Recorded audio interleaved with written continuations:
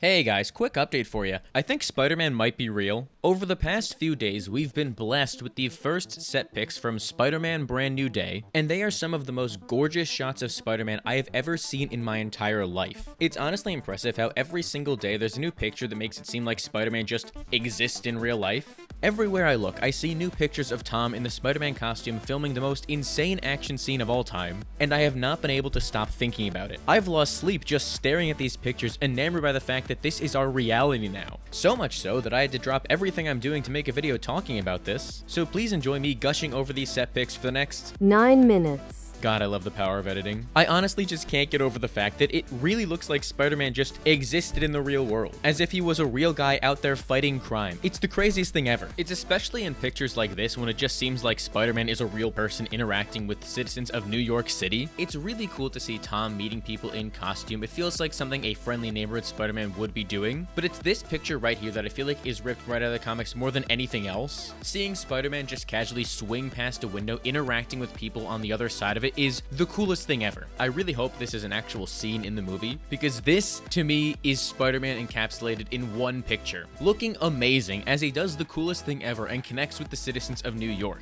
That is Spider-Man. But also, this picture of him here standing on top of a car, farming Ara so hard he'll have enough crops to feed families for years. It is the coldest Spider-Man picture of all time. This is not up for debate. I will not hear any other options. With a few tweaks, this picture right here could honestly just be the first poster for the movie itself. And if Marvel is smart, it will be. I know I can't spend this entire video going, holy shit, Spider-Man is real the entire time because there's no entertainment value in that, but like, holy Spider-Man is real, guys. This is the coolest thing ever. It feels like such an event, and it's literally just set photos. I can't even begin to imagine how big this movie is going to be once it finally releases, if people are losing their minds over seeing pictures from one action scene.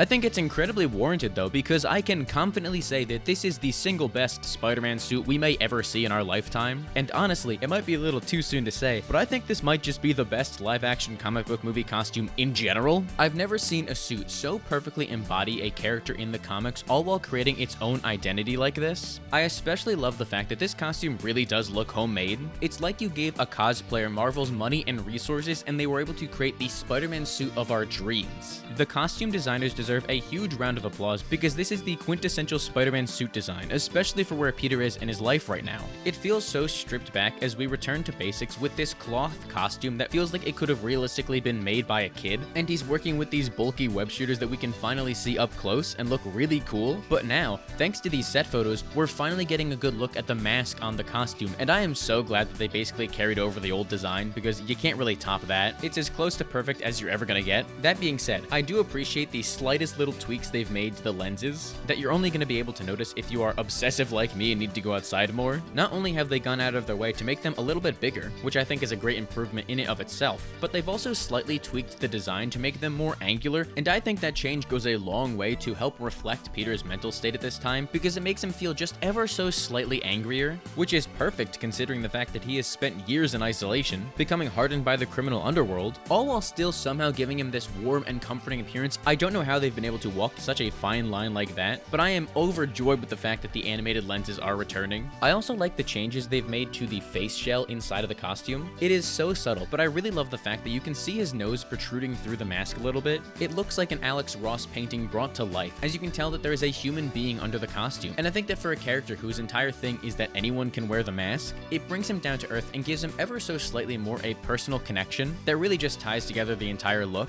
And this next part might be me reaching a little bit, but there's this one set photo here of Tom Holland actually putting on the face shell, and it seems like they might have given him a moving jaw, which I think is the coolest thing ever. To my knowledge, there's never been a Spider-Man costume that is able to practically work in the moving jaw into the face shell to help better show that he's actually talking underneath the mask, and it doesn't seem like this disembodied voice coming from a still face shell. It's gonna be such a huge improvement to see him practically talking like that on screen, and the way it syncs up with his voice. So I'm really looking forward to seeing how this kind of attention to detail comes through on screen to help create the most realistic version of Spider-Man we've ever seen. Oh, and the set photos also gave us a really good look at the back logo for this costume, and despite how much I was really pushing for them to bring back the big fat spider from the comics, I would be lying if I didn't say that this goes hard. I think the tiny changes they've made to Peter's new logo, where they made the bottom legs longer, fills up the space really well in the back and looks so clean, and it also does help to give him a more unique identity, which is very important when there are like 15 new Spider-Man designs coming out every day. But believe it or not, the thing I was most looking forward to when it came to finally seeing these set pics was how the blue would look in the light. When we got that gorgeous suit reveal the other day, it was hard to tell just how reflective the new blue texturing would be, and I am so happy to see that it looks even better than I could have imagined in my wildest dreams on set like this. The new material is just shiny enough to really make it stand out when the light hits it, but somehow they found a way to make this miracle fabric that actually replicates the comic shading when there is no light on the costume. I really love this picture of the suit right here because you basically get to see everything that makes it so special. The way light reflects off the blue gives it this new shiny gleam that helps to reinforce that we're in a new era of Spider-Man storytelling, but the parts of his body that are caught in shadow echo the shading of the comics, and I think it goes so incredibly hard. I don't know how they managed to pull this off, probably some dark magic or something, but the way the colors pop in literally every single context is insane. There are videos him swinging from hundreds of feet away, and you can still perfectly tell that that is Spider-Man right there. The colors are brighter and more vibrant than they've ever been for any Spider-Man in live action, and it goes such a long way to really make him feel like this larger-than-life character from the comics, as if he just came to real life and he exists out there. It's the most surreal thing ever. I wish I could just buy a plane ticket and fly to Glasgow just to see Spider-Man in real life like this. But here's the thing, that's not even the best part. They are actually doing practical web swinging. I genuinely never thought I'd see the day where Marvel relied on practical web swinging for one of, if not what's supposed to be the biggest action scene of the entire movie. And maybe more important than anything else, this is supposed to be a one-take fight scene. So not only are they trying to balance bringing back practical web swinging to the Spider-Man franchise, but they're trying to do it in a one-take scene is just mind-blowing. This is exactly the kind of creative filmmaking I want to see more of in the MCU, and I am so glad that we have a director as impassioned as someone like Destin Daniel Cretton handling this character, especially when former Spider-Man director John Watts historically said that it doesn't look good when someone is just swinging on a rope. They tried to do this before, and while there are scenes in No Way Home and Spider-Man Far From Home where they employ practical web swinging, we have never seen it in a Spider-Man movie to this degree,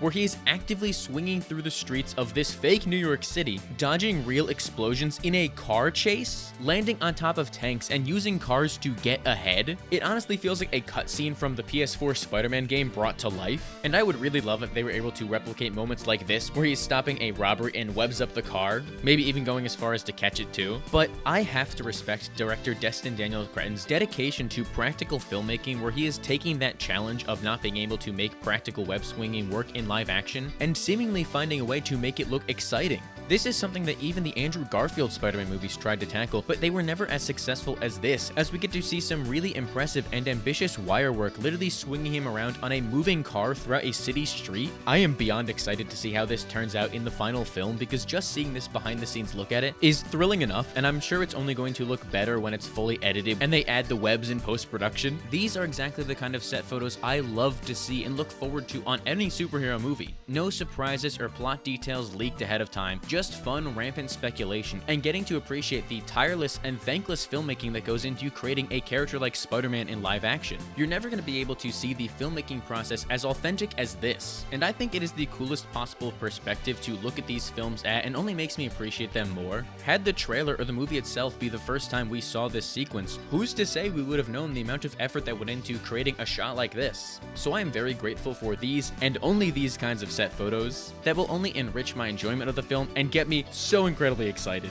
I am bouncing around my room in excitement because I still can't get over the fact that Spider-Man is just real now. That being said, if Spider-Man does exist in real life now, why didn't he stop all those crimes? You know, maybe Jameson was right about him. Too busy hogging the spotlight to help the little guy, are ya? This vigilante has the audacity to play with us like this. He is a criminal. He is a public menace. Okay, you know what? I need to calm down before I let him radicalize me. While I'm doing that, why don't you let me know down below what you think about these Spider-Man Brand New Day set photos. I would love to hear what everyone has to say and continue the conversation down below. And while you're at it, make sure to give the video a like and subscribe so you don't miss the next one. If you don't do it, I'm bringing back the CGI Iron Spider, and none of us want that. So just subscribe to guarantee us more practical Spider-Man goodness.